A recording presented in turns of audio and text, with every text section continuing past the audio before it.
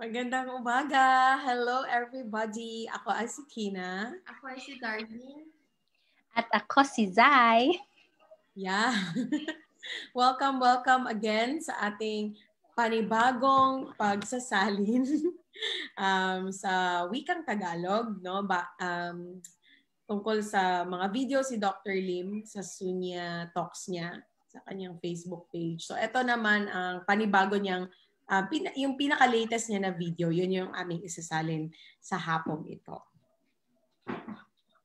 So yon. So bago tayo magsimula, mag-hello muna tayo sa mga nanonood ngayon. Tingnan ko kung sino ba ang nanonood. Wait, naririnig ko ang aking ano. So sino ba ang nanonood sa atin? So we have Don. Hello Don.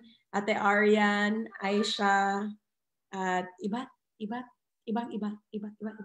Hala, nawala si Zai. So, what else is possible? So, bago kami magsimula,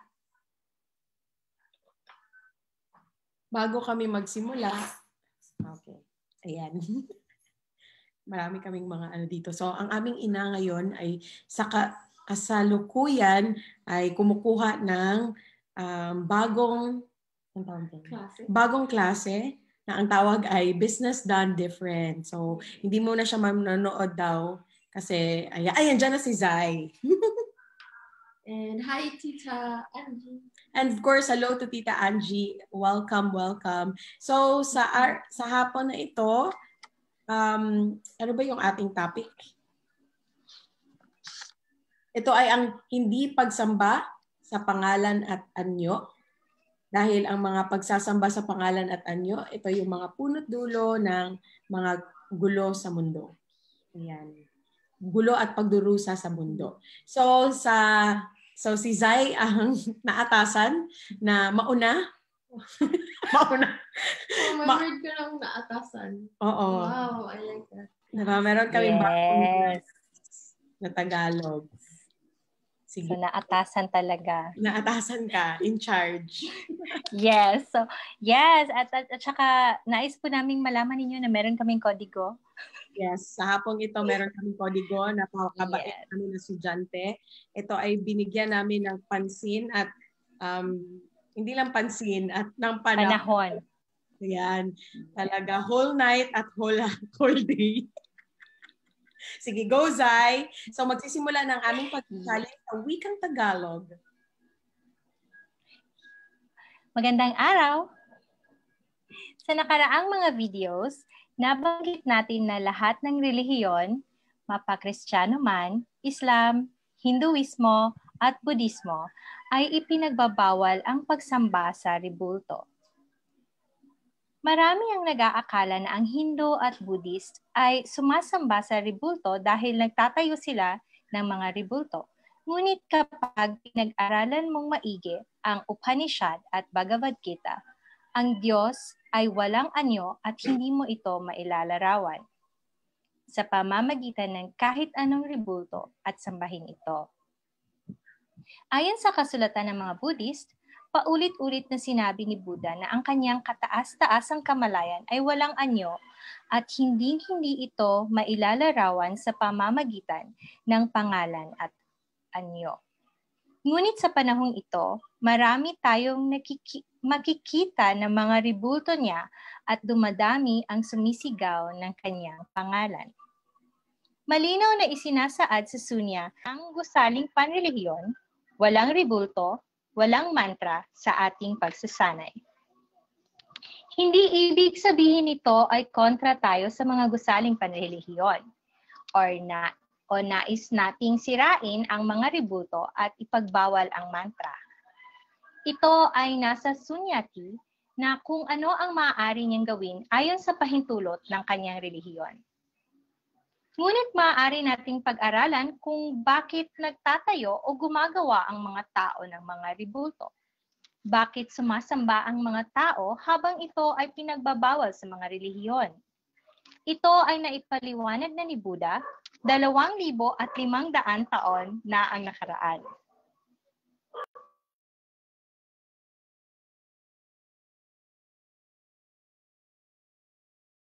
Ako na ba? Nakamute ka.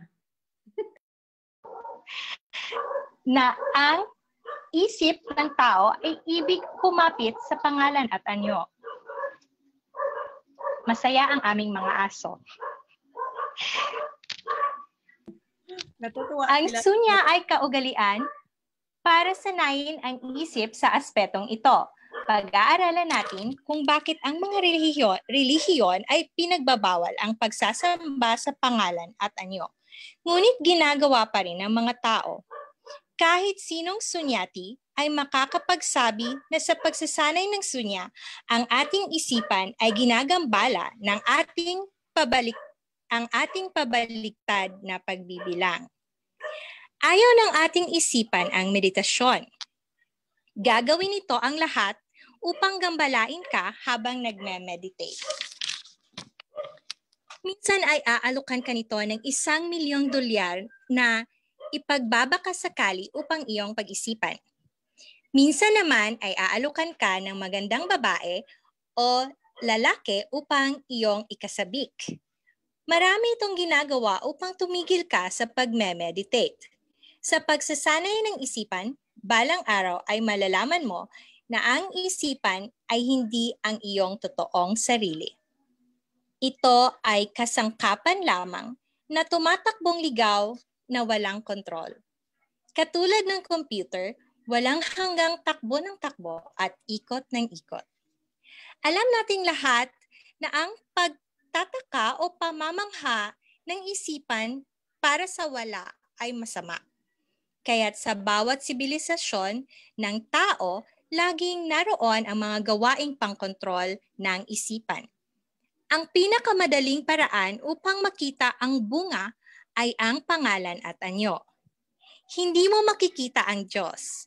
Ngunit kapag siya ay inirepresenta mo sa pamamagitan ng anyo, tanda o pangalan man, mas madali itong kakapit sa ating isipan. Sa pamamagitan nito, hindi na nito kailangang pumunta pa kung saan-saan. Dahil dito, nagsimulang magsamba ang tao sa pangalan at anyo. Dahil ito ay nakakapagbigay ng panandaliang kapayapaan sa kanilang isipan. Ang mga Buddhist ay nagtayo ng mga ribulto ni Buddha. Pinagbawalan ni Buddha ang kanyang mga disipulo na iguhit ang kanyang larawan. Walang nakakaalam sa tunay niyang itsura, ngunit ang iba ay nagtayo ng kanyang ribulto ayon sa kanilang imahinasyon. Sa China, si Buddha ay mukhang inchik. Sa India naman, ay parang Indian. Sa Africa naman, mayroon ng maitim na Buddha. Katulad din kay Jesus, ipinagbawal niya rin ang pagguhit ng kanyang larawan at pagsamba ng kanyang pangalan at anyo. Ngunit ngayon ay maraming klase-klaseng anyo ni Jesus. Totoong ang mga Kristiyano ay hindi sinasamba ang kanyang ribulto dahil ito ay mahigpit na ipinagbawal ni Jesus. Ngunit maraming klase-klaseng ribulto ni Jesus ang naiukit na. Siya ay nagmula sa gitnang silangan, ngunit iginuhit siya ng karamihan bilang taga-Europa. Ngunit ngayon sa Korea at China, si Jesus ay nagmumukha ng inchik at sa Africa naman ay maitim na Jesus. Okay. Ang pangalawang parte, ito na sa akin. So, yeah. Sana to. Ang mga tagasunod ni Prophet Muhammad, Nagarjuna, Kumarajiwa at Xuanzang ay hindi pinahihintulutan na gawan sila ng mga anumang guhit na anyo dahil alam nila na ang larawan na iguguhit ay maaaring sambahin ng karamihan. Dahil ang pagsamba sa pangalan at anyo ay isang rason kung bakit ang mga tao ay nagdurusa.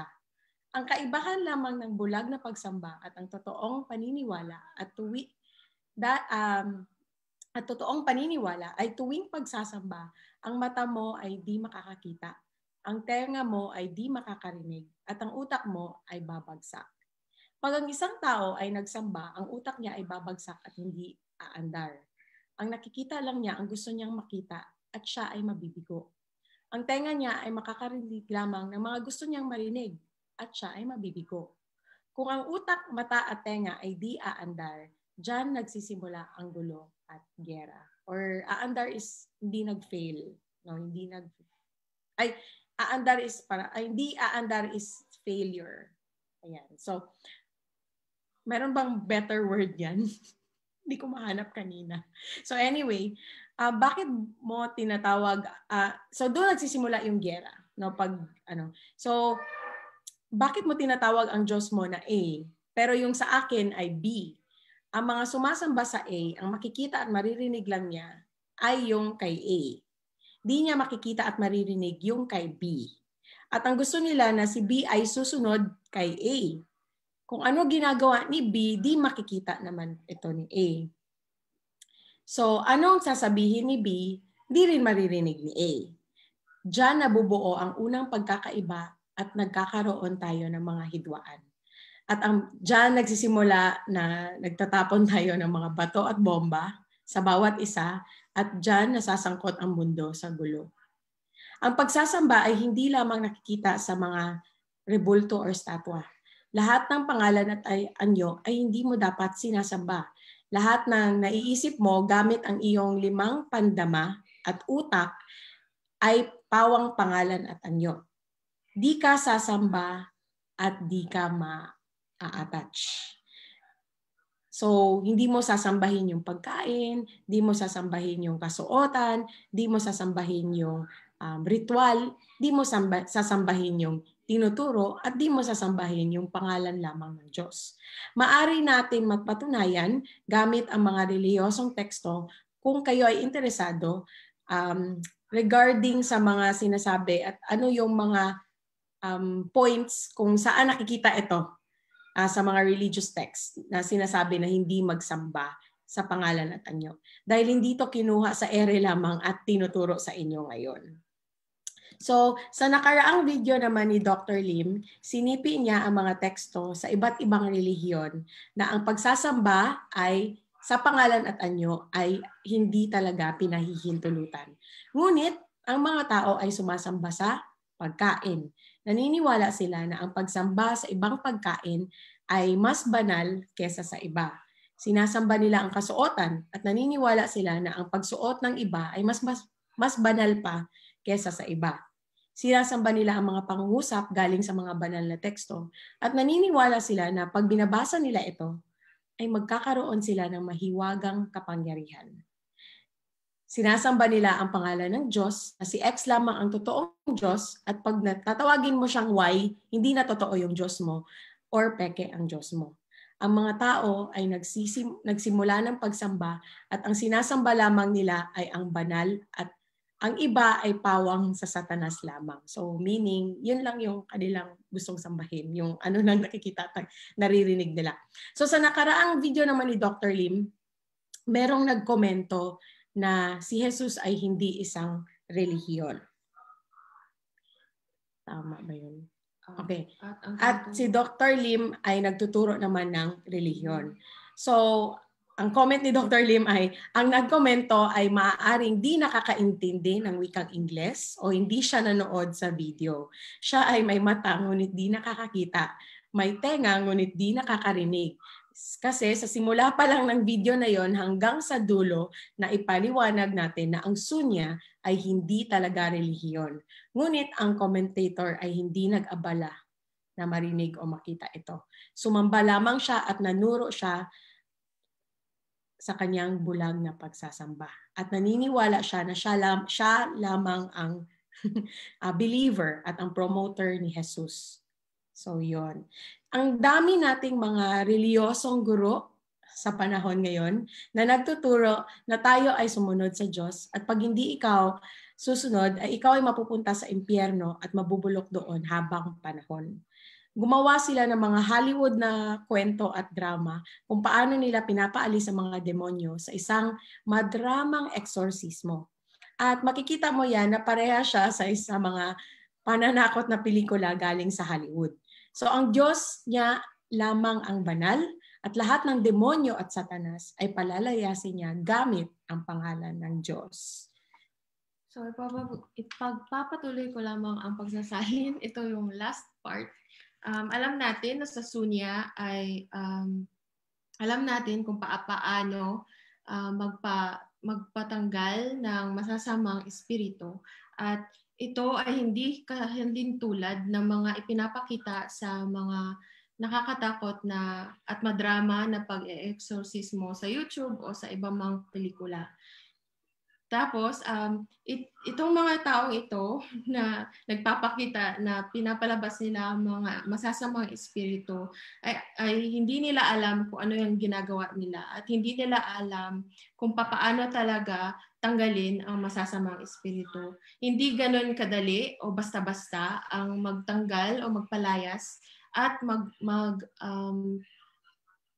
magpalayas at maglagay ng masasamang espiritu sa isang tao.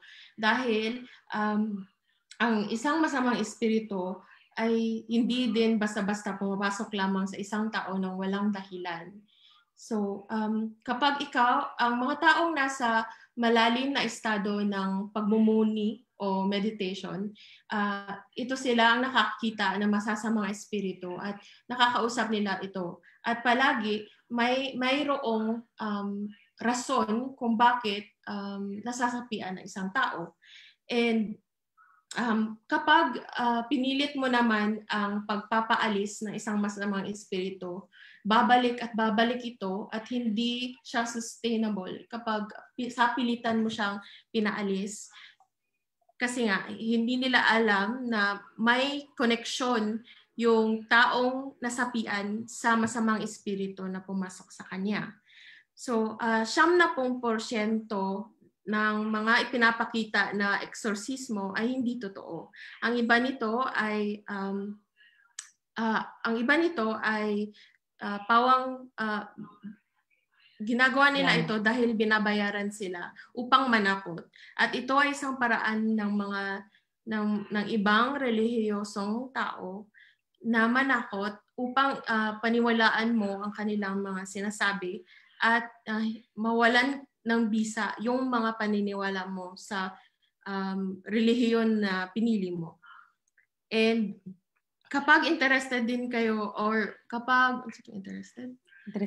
kapag interesado kayong marinig naman itong patungkol sa exorcismo, i-discuss naman ito sa mga future videos ni Dr. Lim. Pagkatapos, sabi din ni Dr. Lim, kapag, yun nga, pinapakita nila na nanakot sila upang maniwala ka sa kanilang tinuturo. Kasi yung picture din yung picture din na ikaw ay forever ng burn in hell. Doon ka mapupunta sa impyerno. Oo. Ay isang nakakatakot na imahe para sa maraming tao. At diyan nagsisimula yung maniwala ka sa kanilang sinasabi dahil yun yung imahe na pinapakita nila.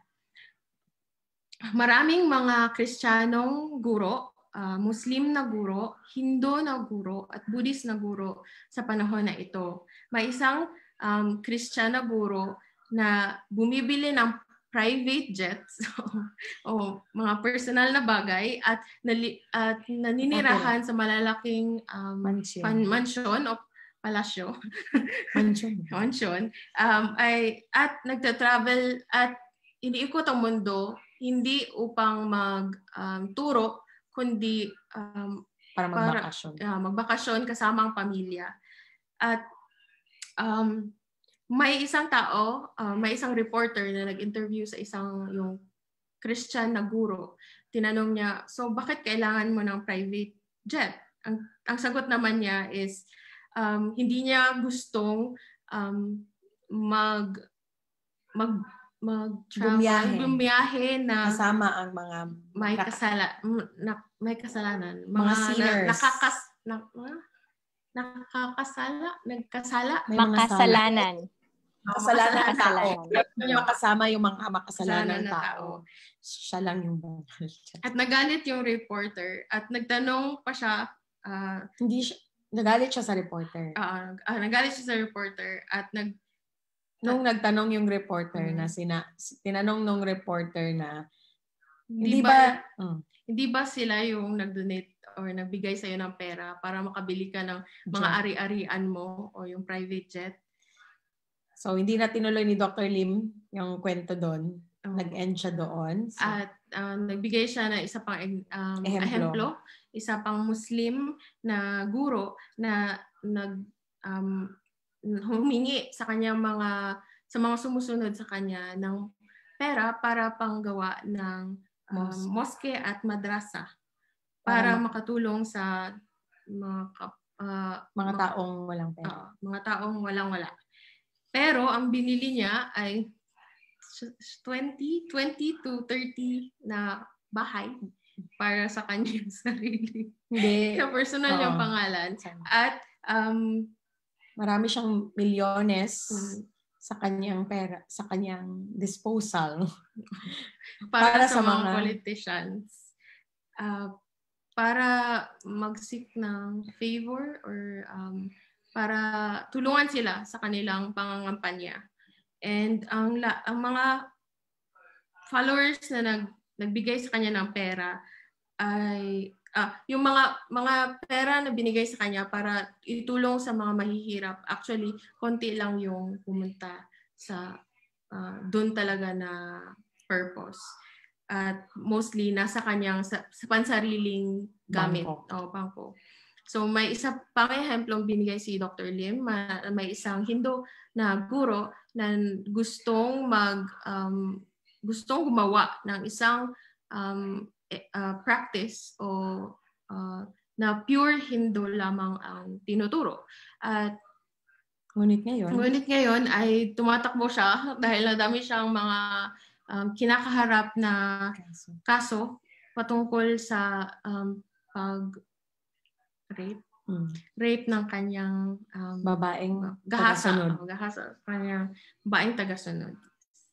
And ganun din, mayaman din siya at naka-exile, and actually pwede siyang manirahan ng parang hari sa dami niyang nakuhang pera na donation. So may isa pang ehemplo si Dr. Lim about isang Buddhist guro na ganun din, may private jet, may sasakyan na napakamahal, mga relong napakamahal, at ganun din, tumatakbo kasi ang dami niyang mga kasong kinakaharap. Gaya ng paggagahasa at money laundering at pag-cheat sa mga tao or pag-scam siguro ito. So nagbabala si Dr. Lim na if may mga reliyosong guro na nag-claim na siya ay nagtuturo ng pure na teaching and yung pinaniniwalaan niyang Diyos ay yun lamang ang totoo at nag-iisa na banal at wala nang iba. At yung iba ay false and satanic, faith at makademonyo. And naghihingi siya ng pera. At nagpo-promote na yun nga, yung pure and holy na practice. Mabuti pang layuan mo, tumakbo ka ng papalayo sa mga ganitong mga reliyosong tao. At huwag kang magbibigay ng pera mo sa kanila. So, nagbabala din si Dr. Lim na ang sunya ay walang pinapanigan na relihiyon at hindi tayo against religion. We are not against any religion. Yeah.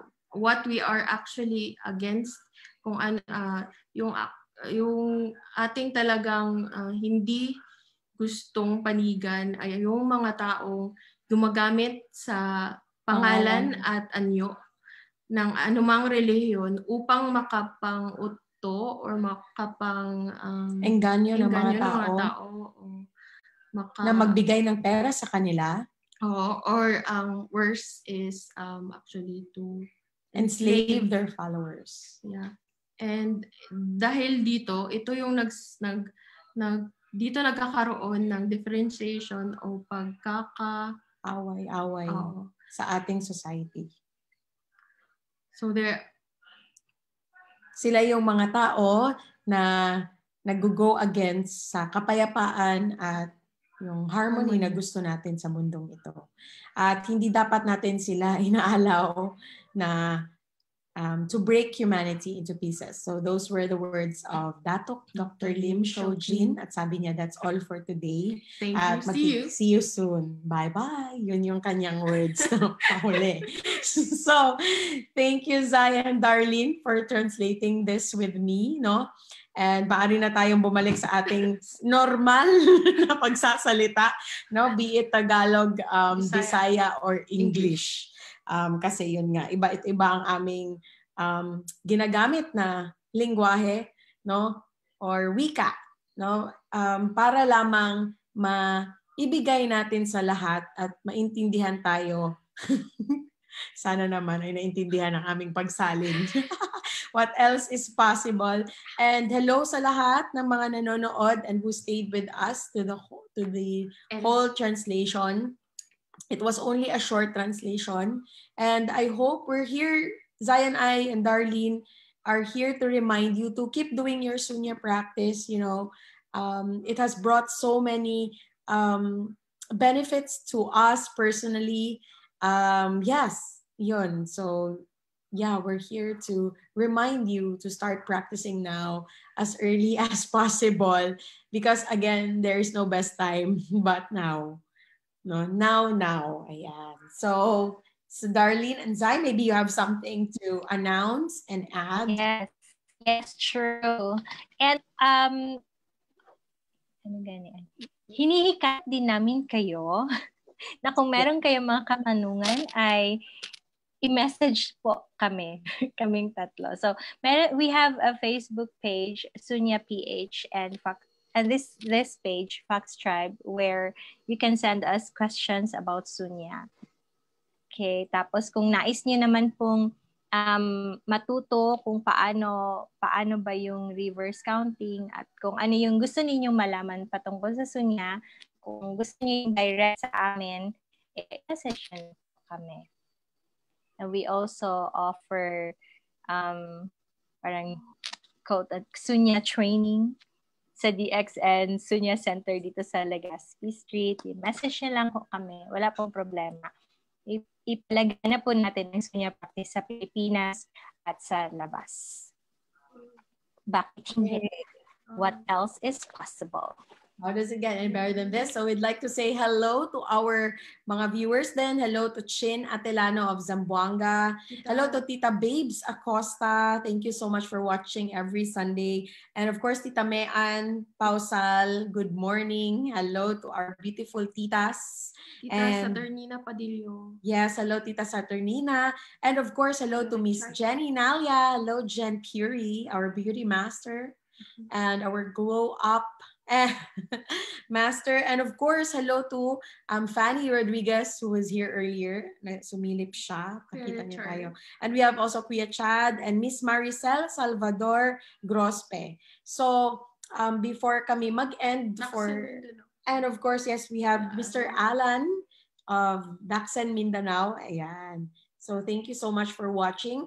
At meron kaming mga hello, Miss Maricel Salvador Grospe, and she's watching from Bustos, Bulacan. Wow, what else is possible? So, in the next few slides, we will be showing to you, wait lang ha, meron lang kami mga certain invitations sa inyo. Baka gusto ninyong sumama sa amin. Saan ba kayo pupunta? Saan kami pupunta? Sumama. Okay? I-share lang namin yung screen. Wait a minute. Okay, there you go. Oops. Okay. So yes, we have Sunya Sundays every 2:30 p.m. Thank you so much for joining us here. Hindi ko na siya palalakihin. And of course, later, mamayang hapon, we have our online hippie, mamayang gabi at 7:30 p.m. we have our online hippie market. And if you want to see our collections, crystal collections, what we are selling, we are also selling DXN products here. Mm-hmm. So we will be featuring later, I think, Myco Veggie, if you feature, and the tasters that we have. This will be later, 7:30 p.m. at our FB Live in Mystic Angels and Mystic Angels Hippie Market. And tomorrow, please do not forget, we have an FB Live at the Fox Tribe. This will be at 8 o'clock, same Facebook page. And we're going to be talking about money. And this is a conversation with Access Consciousness Certified Facilitator, Ryan T. And we also have Get Happy Unicorn Call. And, you know, if you want to spend more time with us, nila Zai and Darlene, and yes, we'd love to contribute to you. And we'll just have a conversation. Conversation lang din itong Get Happy Unicorn. You know, we talk about anything about what can we contribute to you every Wednesdays. And that will be 3 p.m. This is a free Zoom call. So libre po yan. Yung first few na shinare namin, mga libre yan. Etong next, hindi to siya libre. This comes with a cost. This one's a group symphony taster. If you want to do something like, or if you want to, kung ayaw mong, ano ba? This is a Zoom call, but then, ang gagawin mo lang is you just, makikinig ka lang sa Zoom call na ito. Yan lang yung trabaho mo. Makikinig ka lang, and you just lie down and experience the group symphony taster. This is also joined by many different countries, China, Indonesia, and Malaysia. And of course, we have representatives here in the Philippines. So if you want to join this is 2,500 for 45 minutes. It's a possibility, opening of possibilities na call. So it will open you up to lots of possibilities. So I took this call last 2 weeks ago and it was really great. Yes. And that's why we're sharing it with you. And if you'd like to join, just message me, Darlene, or Zai, and connect with us. So yon, Zai, do you have something to add? Yes. Ano pa bang may add ko? At kung gusto niyo rin, if you also like to talk about something, or if there's anything that you want to learn about, you just send us a message. Baka pwede nating pag-usapan yan sa mga susunod na Zero Fox Given at Tea Time Thursday. And we are also inviting our other Foxes, brothers and sisters. If you'd like to play with us on a Thursday, you just send us a message and tell us what you want to talk about. Yes, we're opening our doors now.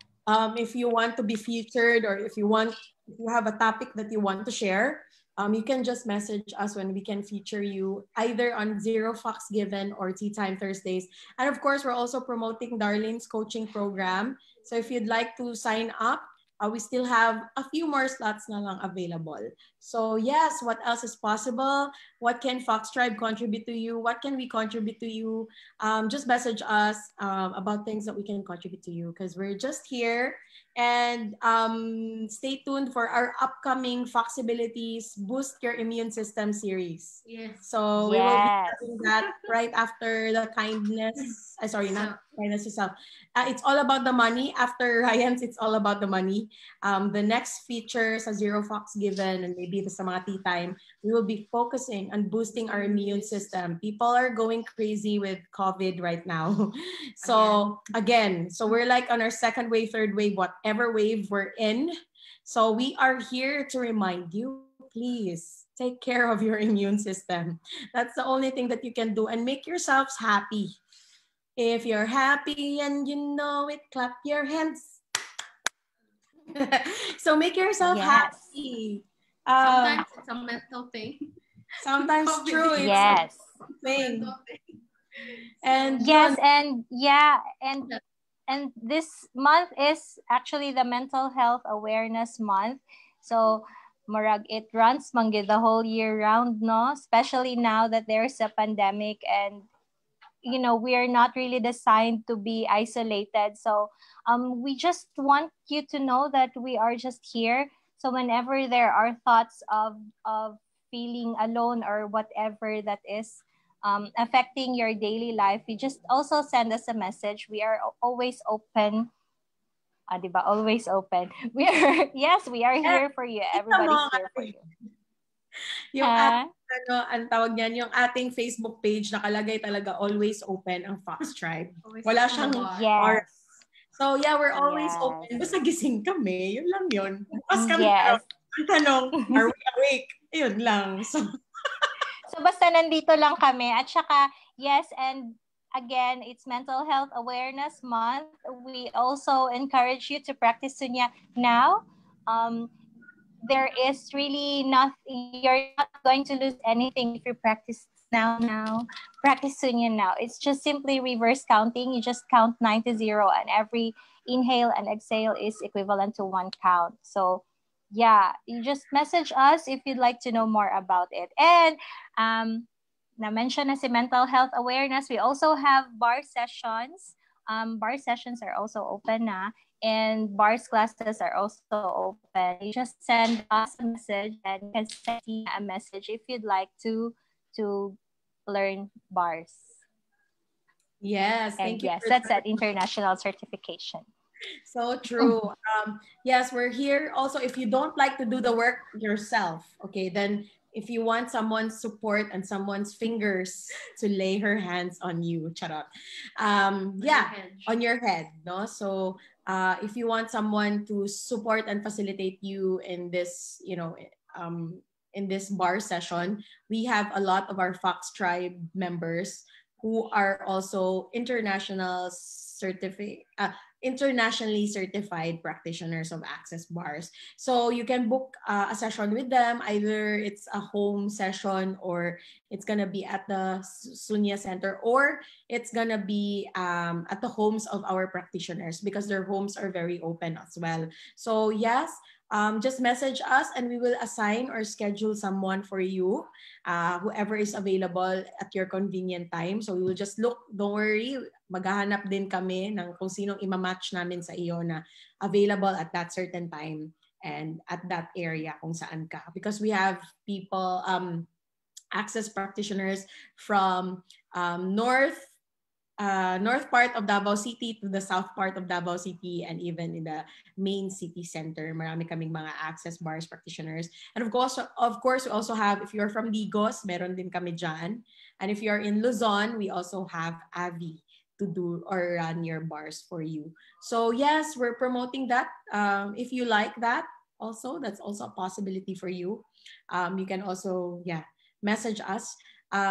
Access bars and the Sunya meditation that we have is helping us boost our immune system, on an energetic level. And again, in medicine, diba, in traditional Chinese medicine, in order for your body to heal, we must create a condition so that your body will get to heal. So the condition is that make sure that you are in a joyful state, receiving state, in a calm state and peaceful state, then your body will receive that healing. And so if anyone there is feeling so sad and down right now, or getting crazy with all the energies, so yeah, what else is possible? We just had our own yeah, but Chobanes. it's fun. But it's fun. Yes. It's fun daw siya. No, it's more siya, example. More siya drama, kanang TV drama. For this lesson. Yes, like, For me, my name and form was my KFC. I was so attached to the KFC dinner. So sige, bigyan natin ng bigyan natin ng ehemplo na totoo. Madali lang i-identify ang name and form sa religion. Pero actually, it's actually also attachment or name and form. Attachment to name and form, even in a personal level. So for example, yung kanina was about, we talked about the religion part of the name and form.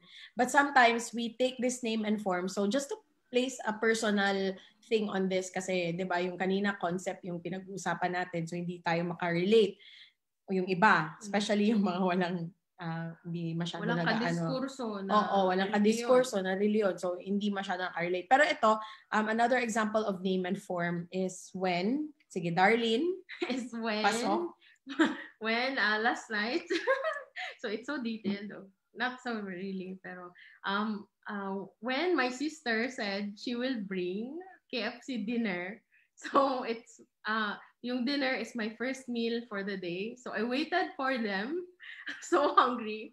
I waited for them. And when they arrived, wala palang KFC dinner. Walang chicken. So I was so attached sa thought the name and form of KFC. Like I can eat any dinner, but I was so attached to the thought, to the thing, and the expectation ba that yun yung i-dinner ko, yung first meal of the day.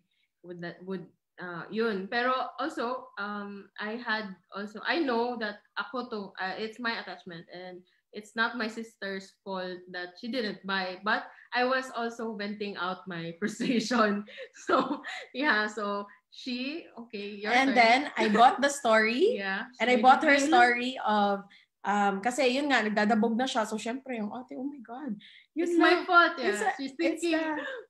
Wait, you're thinking for me. Okay, I did not say that to Okay, myself. okay. So, anyway, basta ako lang is, oh my God, kanang nag-sorry na gani ko. I said sorry, and then we brought, mango float from Daddy Delicacies. Yeah, yummy. There's lots of good food, okay? Yeah, and then we have fresh matambaka that was grilled, and there was the rosemary chicken, but it's fried not by that Ate R. fried by Zai, yung rosemary chicken. The matambaka was grilled by Ate R and Kuya Pong, and those were really yummy food. But then she was so attached to that, and then I made my contribution to that story is okay. Just to I bought the story na yat ini bataan ako ya ginadabog-dabog, wherein another course could have been, I just went.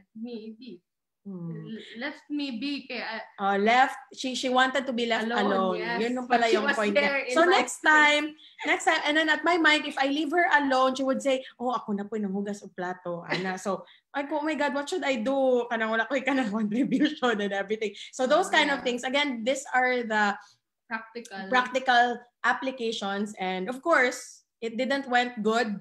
No, I shouted at her. So I became a banshee, like everybody can hear me. And a good thing it was raining, so my voice was extra long pod gihapon kay nag-ulan ba ya, nagdalugdog og kuan, so ni sabay pod ko sa dalugdog kana. Guys. So anyway, so yeah, after that nahilom ni tanan, no? She went to the room, mama picked her up, and then I also went back and just washed the dishes. Wala na ko nagdabog kay human namang og syagit. So nagkalma lang ko, and then the end. Okay. And then we're done. No, we did it, and then we talk at night. So nagcheka-cheka na may pagka after 3 hours. Yeah. Okay, after nagkuan ko na. Nagbinaw na siya Sunya kay Dr. Lim. Tapos, actually, nakasilip ko, nagsunya siya. Very good na. She's in a okay mood. So, so yun. Yun ang mga nangyayari sa buhay ng mga sunyati. So, huwag kayong mag-expect na ang sunyati hindi nagagalit, hindi sumisigaw. Sumisigaw din talaga kami, guys. Pero yun nga lang. We shift. Yes. It's just that we're not attached to whatever feelings. Like, we just honor what we feel right now and what we're perceiving right now. In the moment lang, galit ka, ganun. But we are actually, like what Dr. Lim said, we are actually practicing no feelings here. Yeah. So no feelings. So there you go. What a wonderful experience. Nakatawag yun. First time ko na after, I think my last screaming session was July. My last scream. Last now is October. Karon October 2020 na akong last na scream. Katong last na ko na scream kay maka-remember ko July 2019 si Paolo pud akong gisyagitan. Wala jud ko ni sakay sa sakyanan, guys. Nagbaktas jud ko, gisunod ko mga kanang sakyanan, pero wala jud ko ni sakay kay nasuko jud ko. Pero wala to.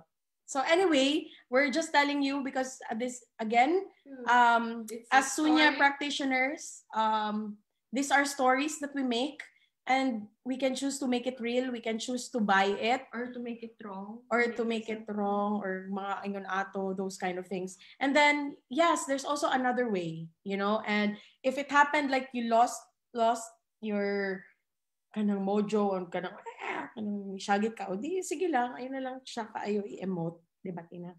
So di lang siya, so wala lang po, gi-release lang yun siya. So again, maybe you have an expectation that as a Sunya practitioner or people around you have an expectation, meditate ka niya, syagit ka, or meditate ka niya, suko ka. So again, don't make those comments real for you.